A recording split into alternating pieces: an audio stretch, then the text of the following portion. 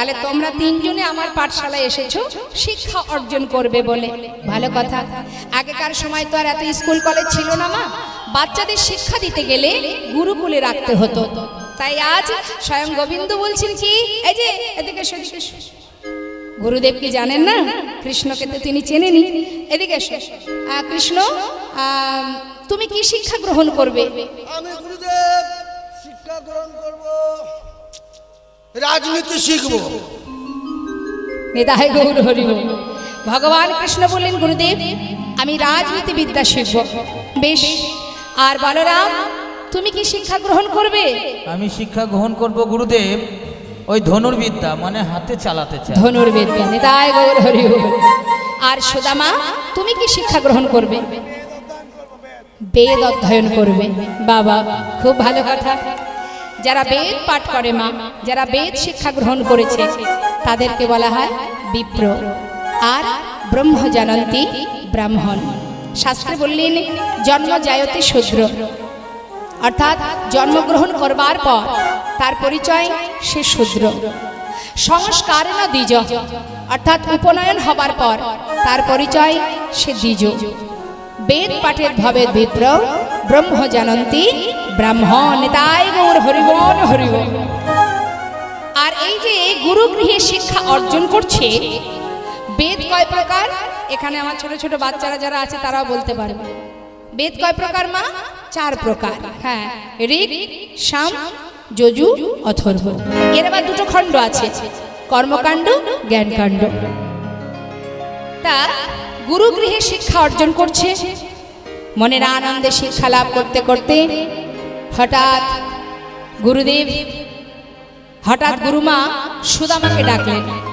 সুদামা শোনো, তোমায় একটা কথা বলি। সুদামা, শুধুমাত্র গুরুগৃহে শিক্ষা অর্জন করলে হবে না, একটু বনে চলে যাও, কিছু কাঠ কুড়িয়ে নিয়ে এসো। ঘরে কাঠ ফুরিয়ে গেছে, যাও, চলে যাও। সঙ্গে সঙ্গে সুদামা গুরুমার আদেশ পালন করবে বলে যেই যাত্রা করেছে, এমন সময় গুরুমা বললেন, শোনো সুদামা, তুমি একা যেও না, সঙ্গে করে কানাইকে নিয়ে যাও। নিতাই গৌর হরি বল। আর গুরুমা কি করেছে বাবা? কিছু ভিজে ছোলা সুদামার আঁচলে বেঁধে দিয়েছে। কেন দিয়েছে? বলেছে যখন খিদে পাবে দুইজনে ভাগ করে খাবে। কাঠ কুড়িয়ে আসতে আসতে হয়তো খিদে লাগতেই পারে, যা। আঁচলে, সুদামার আঁচলে ভিজে ছোলা দিয়েছে, এবার কানাইকে নিয়ে যাচ্ছে। মহাজন বললেন, দেখো দেখো, কৃষ্ণ আর সুদামারে পাঠাইল বনে।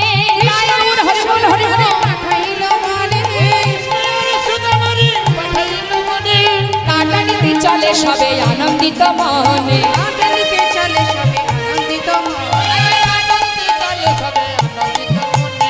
আনন্দ ধরে না, কৃষ্ণ আর সুদামার আনন্দ ধরে না, কাটানিতে চলে তারা আনন্দিত মনে।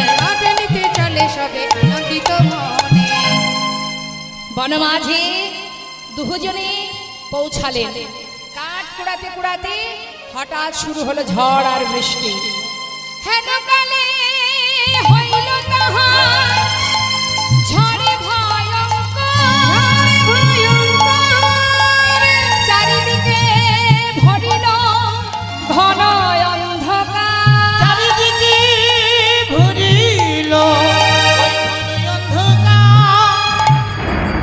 দুজনকে দুজন হারিয়ে ফেলেছে মা। প্রচন্ড ঝড় বৃষ্টি, কেউ কাউকে খুঁজে পাচ্ছে না। চিৎকার করে ডাকছে সুদামা, কানা, সুদামা, কানা, সুদামা, কানা। সুদামা। ঝড় বৃষ্টির মধ্যে দিয়ে হঠাৎ কানাইকে দেখতে পেয়ে, যেই না দেখেছে গাছের ডাল ভেঙে পড়ছে কানাইয়ের কাঁধে, ছুটে গিয়ে সুদামা কানাইকে বুকের মধ্যে জড়িয়ে ধরেছে। কানা, ভাই তোর লাগেনি তো? তোর আছে অঙ্গে আঘাত লাগেনি তো? বল। ওরে কানাই রে, আমি জীবনে সব কষ্ট সইতে পারি ভাই, তোর অঙ্গে এতটুকু আঘাত আমি সইতে পারবো না। বল তোর কিচ্ছু হয় না? কানাই বলছে, সুদামা আস্তে আস্তে আস্তে একটু সাইড। ওরে এত ভালোবাসিস তুই আমায়, এত বড় আঘাত, এত বড় গাছের ডাল ভেঙে তোর কাঁধে পড়লো, তুই আমাকে প্রাণে বাঁচালি সুদামা, এতটা ভালোবাসিস আমাকে তুই। বন্ধু, আমি যে আমার প্রাণের থেকে বেশি ভালোবাসি তোকে।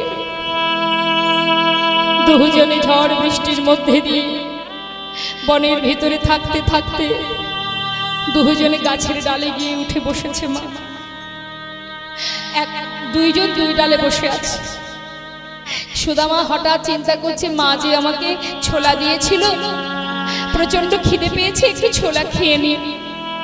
এখন যেই না সুদামা ছোলা খেতে যাবে, হঠাৎ ভাই কানাইয়ের কথা মনে পড়ে গেছে। গুরুমা বলেছিল কানাইকে দিয়ে খেতে, তাই ছোলা খেতে খেতে ভাবছে কানাই তো পাশের ডালে, ওকে দেবো কি করে। তার থেকে এক কাজ করি, ওর নিচের ডালে আছে যখন থাক, আমি কিছুটা খাই, বাকিটা ওর জন্য নিয়ে যাব। গাছের থেকে নেমে আমি ওকে দিয়ে দেব, এই ভেবে একটা করে খাচ্ছে।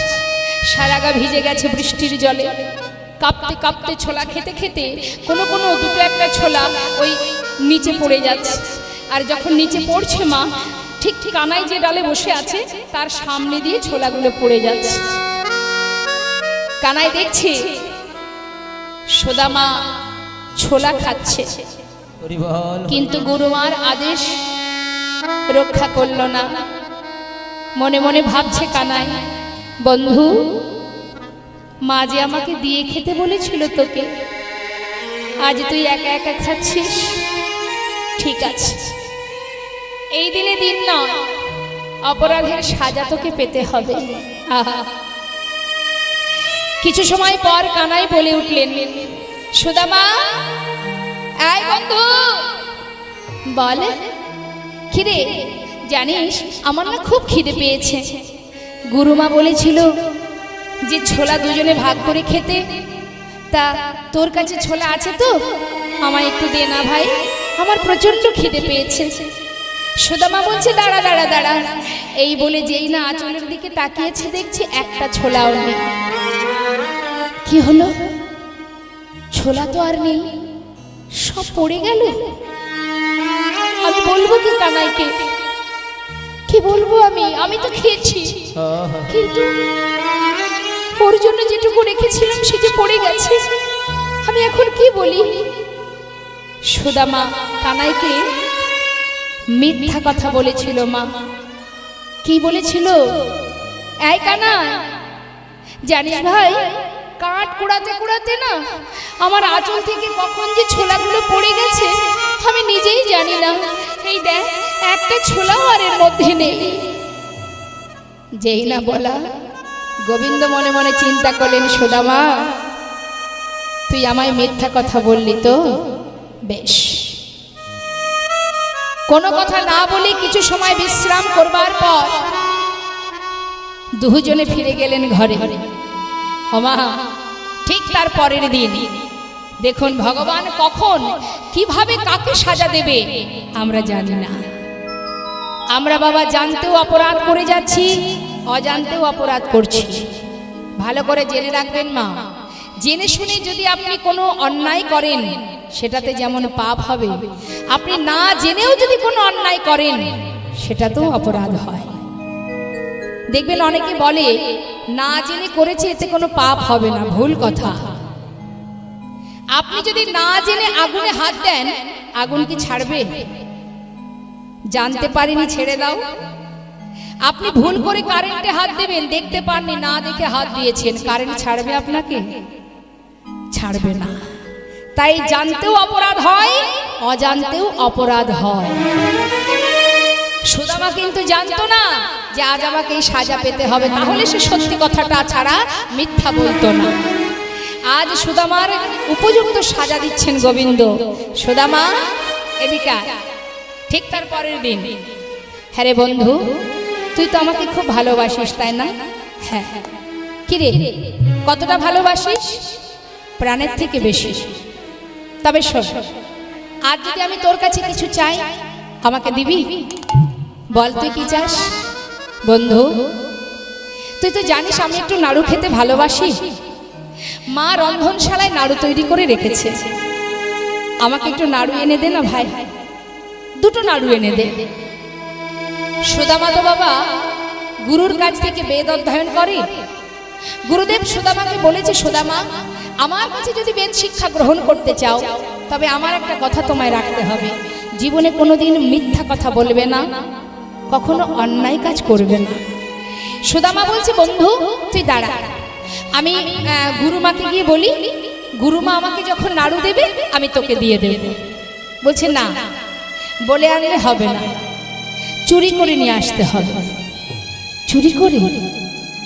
আমি তো কোনোদিন চুরি করিনি, আমি চুরি করতে পারবো না ভাই। আমি তোকে এনে দেব, তুই একটু অপেক্ষা কর, আমি গুরুমাকে গিয়ে বললেই তো গুরুমা দিয়ে দেবে, অপেক্ষা কর ভাই।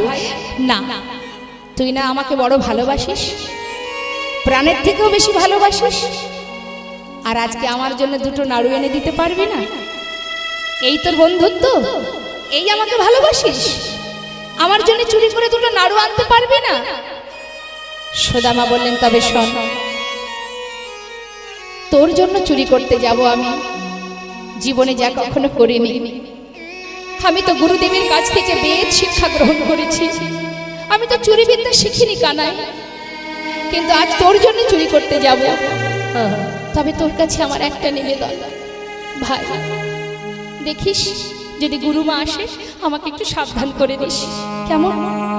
আমি যে তোকে বড় ভালোবাসি, আমি তোর জন্য চুরি করতে যাচ্ছি কানাই। তুই এই দরজার কাছে বসে থাকবি, যেই দেখবি গুরুমা আসছে আমাকে একটু জানাস। ঠিক আছে ঠিক আছে, তুই যা। সুদামাকে ভেতরে পাঠিয়ে দিয়ে কানাই দরজার কাছে বসে আছে বাবা। হঠাৎ সুদামা ভেতরে গিয়ে যেই না নাড়ুর পাত্র থেকে দুটো নাড়ু তুলেছে, হঠাৎ পিছন থেকে চিৎকার করে শুনতে পেল গোবিন্দ বলছে, গুরুমা গুরুমা, শিগগির এসো গুরুমা, দেখো দেখো, তুমি আমাকে মনে করো আমি চুরি করি, ওই দেখো কে তোমার ঘরে নাড়ু চুরি করে খায়। সুদামা নাড়ু দুটি হাতে করে নিয়ে ভয়ে ভীত হয়ে ঠক ঠক করে কাঁপতে কাঁপতে কানার কাছে এসে বলল, বন্ধু তুই কি করলি বন্ধু? আমি আগেই তোকে বলেছি আমি চুরি করতে পারি না, আমি যে তোকে বড় ভালোবাসি তাই চুরি করতে গিয়েছিলাম। কানাই তুই কি করলি? মায়ের কাছে আমাকে চোর বানিয়ে দিলি বন্ধু। তবে তুইও শুনে রাখ, আমি আমার মায়ের মুখে শুনেছি তুই নাকি ভগবান, কিন্তু আমি তো তোকে সখ্য প্রেমে ভালোবাসি। হ্যাঁ রে ভাই, আমার মা বলেছে তুই ভগবান, তুই নাকি তোর কাছে যে যা চাই তুই নাকি তাকে তাই দিস। আজ এই গুরু গৃহে দাঁড়িয়ে তোর সামনে আমি প্রতিজ্ঞা করলাম কানাই, অকারণে তুই মায়ের কাছে গুরুদেবের কাছে আমাকে চোর করে দিলি ভাই। তাই তুই শুনে নে, আজ আমি এই গুরু গৃহে দাঁড়িয়ে প্রতিজ্ঞাবদ্ধ হলাম, যাকে আমি প্রাণের থেকে বেশি ভালোবাসি, এ জীবনে যদি কোনোদিন আমার দুঃখ আসে, কষ্ট আসে, যন্ত্রণা আসে, যদি আমি না খেয়ে মারা যাই, যদি দারিদ্রতার অন্ধকারে ডুবে থাকি, তবু কোনোদিন আমি তোর কাছে দুহাত পেতে কিছু চাইব না। সুদামা বলে উঠলেন, তবে তুই গোবিন্দ বললেন, তুইও শোন সুদামা, তুই যেমন প্রতিজ্ঞাবদ্ধ হলি আমার কাছে কিছু চাইবি না, আজ আমিও তোর কাছে প্রতিজ্ঞাবদ্ধ হলাম, যতদিন তুই আমার কাছে না চাইবি আমিও তোকে কিচ্ছু দেব না। দুজনের মধ্যে প্রতিজ্ঞা হয়ে গেল মা। কিছুদিন পর গুরুগৃহে শিক্ষা অর্জন সম্পূর্ণ হলো। পরিপূর্ণ শিক্ষা অর্জন করবার পর গুরুদেব বললেন, তোমাদের শিক্ষা পরিপূর্ণ, তোমরা এবার নিজ ঘরে ফিরে যেতে পারো। আপন আপন ঘরে চলে গেলেন, কিন্তু গোবিন্দ যাননি। গোবিন্দ কোথায় গেলেন? গুরুগৃহ থেকে শিক্ষা অর্জন করার পর তিনি চলে গেলেন দ্বারকায়। নিতাই গৌর হরি বল। আর এদিকে সুদামা চলে এলো নিজের পিতার ঘরে। মটকমণির আনন্দ ধরছে না, ছেলে মস্ত বড় পণ্ডিত হয়েছে, বিপ্র হয়েছে। বলুন মা, ছেলে মেয়ে যদি ভালো কাজ করে সব মা বাবাদেরই অহংকার হয়, তাই না? গর্ব হয় তো সন্তানকে নিয়ে। আজ মটকমণির বড় গর্ব। সকলকে ডেকে ডেকে বলে, শোনো শোনো, তোমাদের সকলের ঘরে সন্তান আছে, কিন্তু আমার মতো পুত্র কয়জনার আছে? গ্রামবাসী সবাই তখন বলে, ঠিকই তো, তোমার ছেলের মতো এমন বড় পণ্ডিত আর কার আছে বলো? সত্যি তাই। সবাই গর্বে বুক ফুলিয়ে ঘুরে বেড়ায়, আনন্দ আনন্দ। আমার পুত্র উপযুক্ত মানুষ হয়েছে, আমার সন্তান বিপ্র পণ্ডিত হয়েছে। বাগো সুদামা এলাকার মধ্যে ছোট্ট একটা পাঠশালাতে ছোট ছোট বাচ্চাদের শিক্ষা দিয়ে সেখান থেকে যা করি পায় তাতে তার সংসার চলে যায়। বিবাহের উপযুক্ত বয়স হয়েছে দেখে মটকমণি বিলম্ব না করে দুজনে, তারা মাতা পিতা দুজনে সুদামার শুভ দিন দেখে শুভ কন্যার সন্ধান পেয়ে শুভ বিবাহ শুভ পরিণয় সম্পন্ন করলেন। উলুধ্বনি। কি গো মা, বিবাহ হলো, নতুন বউ ঘরে এলো, তা বাড়িতে নতুন বউ আসলে কি করে? মায়েরা কি করে? ঘরের কুলবধূরা কি করে? উলুধ্বনি দেয় না? তা সুদামা বিবাহ করলো, একটা উলুধ্বনি হয়ে যা, হরি বল নিতাই গৌর হরি বল।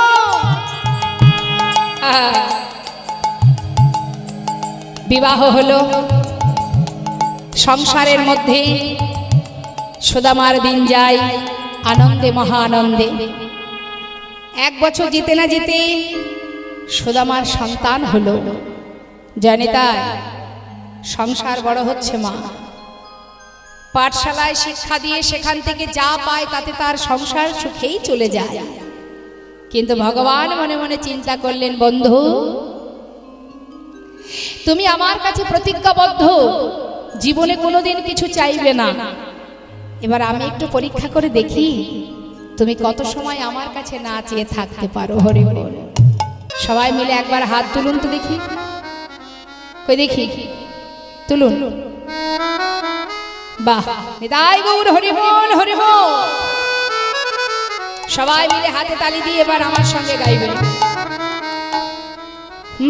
হাত নামালে হবে না, তুলুন তুলুন। যিনি দিয়েছেন, হ্যাঁ হাত বাবা সেটাই, যে হাত দিয়ে ভগবানের সেবা হয়, যে হাত দিয়ে গোবিন্দের ভক্তগণের সেবা হয়, সমাজের কল্যাণে লাগে, বৈষ্ণব সেবা হয়, সেটা হচ্ছে প্রকৃত হাত। আর সেই হাত হাত নয় যে হাত দিয়ে খুন করা হয়, চুরি ডাকাতি করা হয়, সেটা কিন্তু হাত নয়। তাই তুলুন দেখি হাত।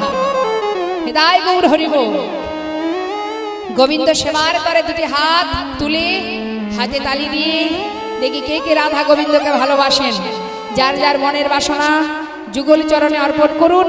সবাই বলুন, ছল ছল নয়নে। ভগবানকে ডাকার যে নিয়ম সেটা কি? চোখে থাকবে কৃষ্ণ প্রেমের বাড়ি, মুখে থাকবে কৃষ্ণ নাম। আনন্দ সহকারে সবাই মিলে করো হরিনাম। ছল ছল নয়নে হাসি মাখা বদনে, আনন্দ কাননে একবার ভ্রময় নিবার। সবাই মিলে একবার প্রাণ ভরে স্বতঃস্ফূর্ত নিয়ে দুটি বাহু তুলে হরি বল হরি বল।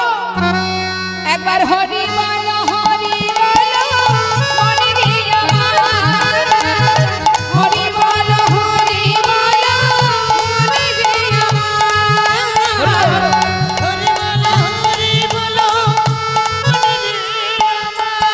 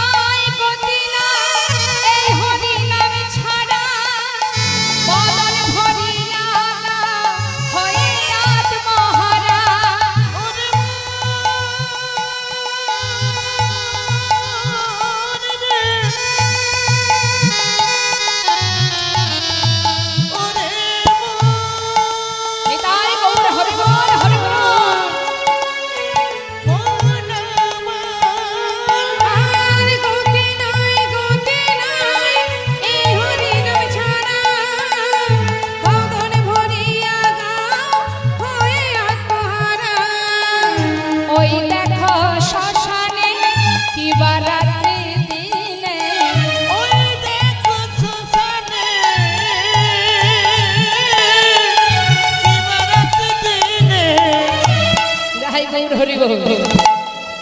সময় চলে গেলে আর পাবে না। সময় করিয়া পথটি ধরিয়া যেবা চলে দ্রুত গতি, সময়ের শেষে অনায়াসে সে যেন চলে যায় আপন বসর।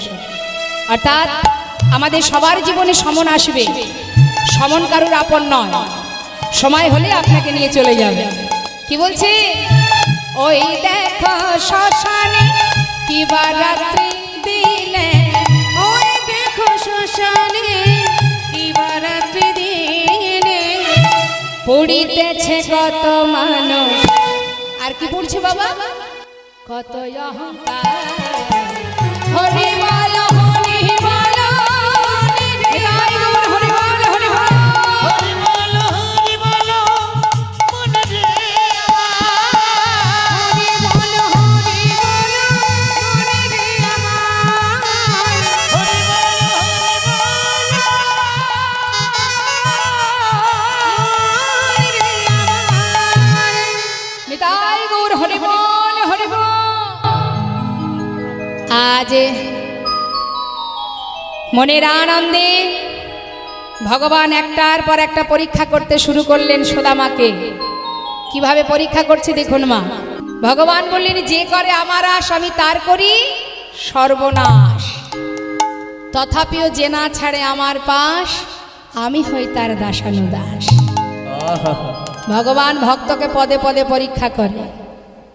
আসতে বাবা, কেউ ধৈর্য ধরে, কেউ পারে না। ভগবান তাকেই কষ্ট দেন। কাকে দেন? যাকে তিনি নিজের করে ভালোবাসেন।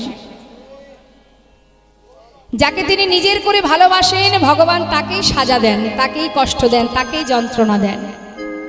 যেমন বাবা, মনে করুন, একটু মন দেবেন মা, একটা আমাদের সাধারণ দৃষ্টান্ত দিচ্ছি আপনাদের।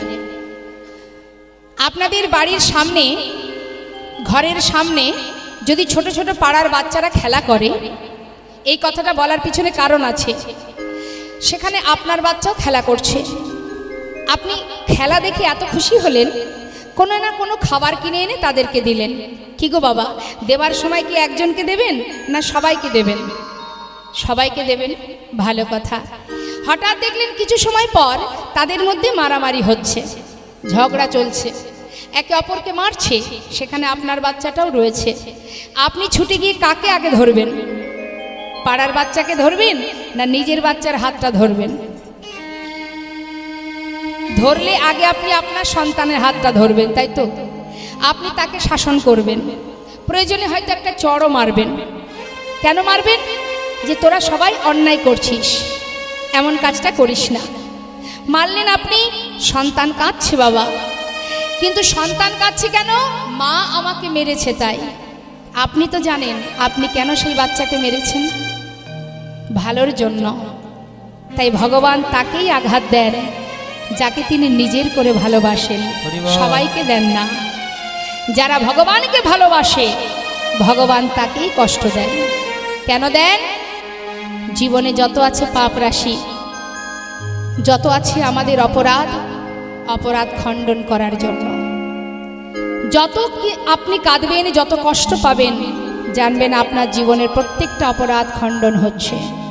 আর যেদিন খণ্ডন হয়ে যাবে, অনাদি আদি গোবিন্দ সেদিন আপনাকে বুকে তুলে নেবেন। তাই গৌর হরি বল। তাই আজ সুদামাকে পরীক্ষা করার জন্য সুদামার মাতা পিতাকে আগে কেড়ে নিলেন। সন্তান সুদামা মাতা পিতাকে হারিয়ে সংসারের মধ্যে পাঠশালা থেকে যা কিছু করি পায়, তাতে তার সংসারে কোনো রকমই দিন যায়।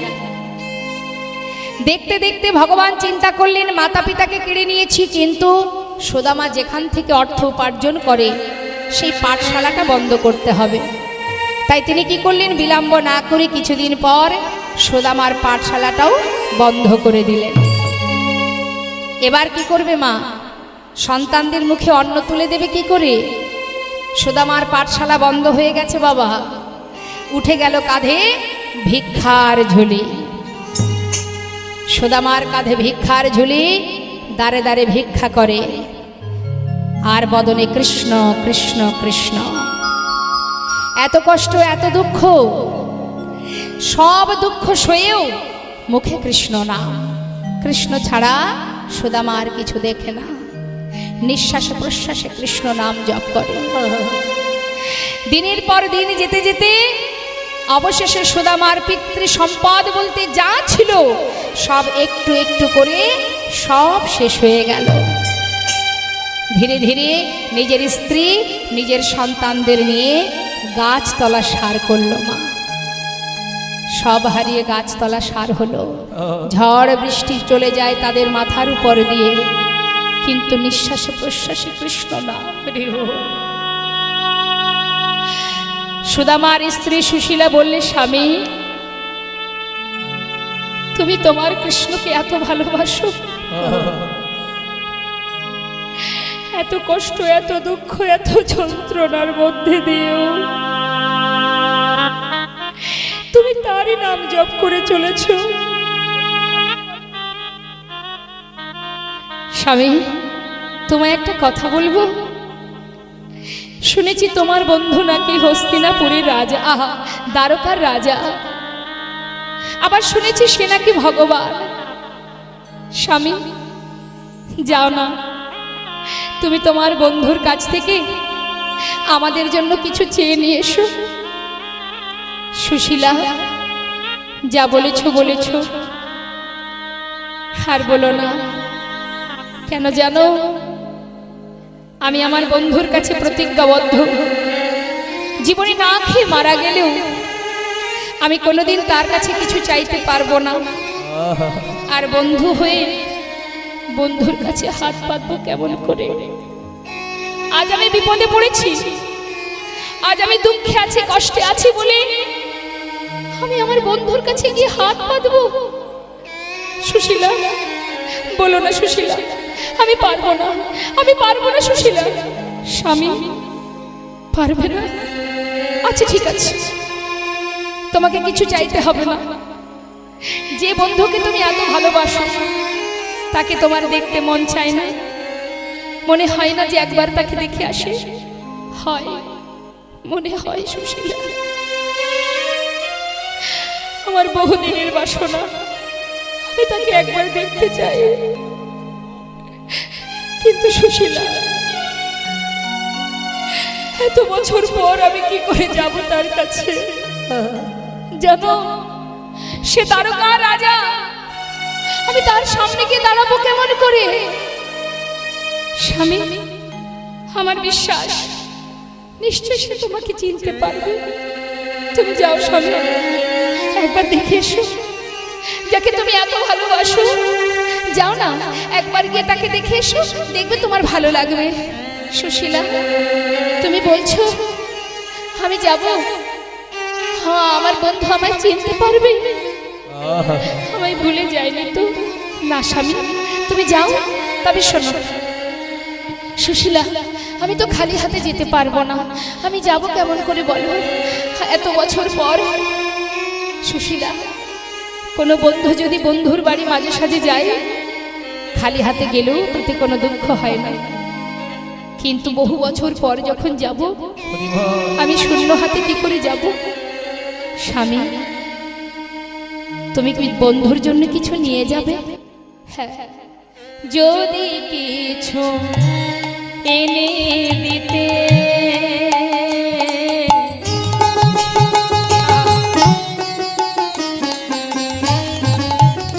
তুমি পারয় পায়,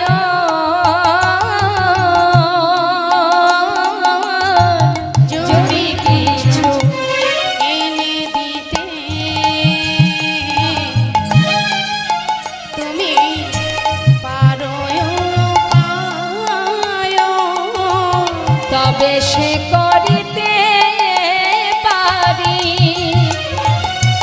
ওই দ্বারকায় গমন।